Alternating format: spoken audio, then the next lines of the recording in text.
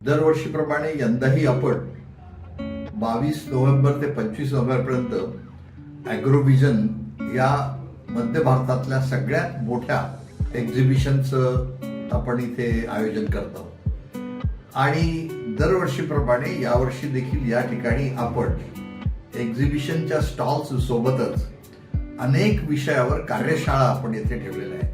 त्यामध्ये महत्त्वाचे विषय म्हणजे जसं पूर्ण कापसाचे प्रश्न निर्माण झालेत, कापसावर आपल्याकडे आहे. सगळ्या प्रकारच्या फ्रूट्स आहेत, डाळिंब आहे, सीताफळ आहे, त्यानंतर आपण यावेळी ड्रॅगन फ्रूटवर ठेवलंय आणि यावेळी आपण एक आकर्षण म्हणून वन शेतीमधले काही चांगले प्रयोग आहेत. पळसाचा काय उपयोग होऊ शकतो, मोहाचा काय उपयोग शकतो, यावर देखील आपण यावेळी इथे वर्कशॉप ठेवलेले आहे.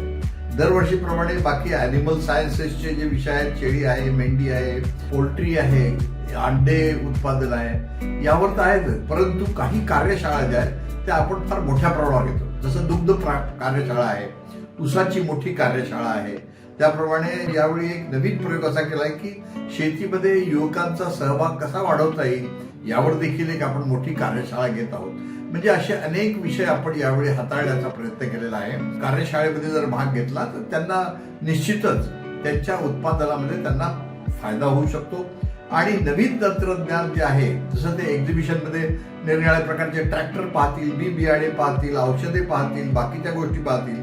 त्याचबरोबर आज त्यांना ज्ञानार्जनाचं काम जे आहे हे आमच्या कार्यशाळेतून मिळणार आहे.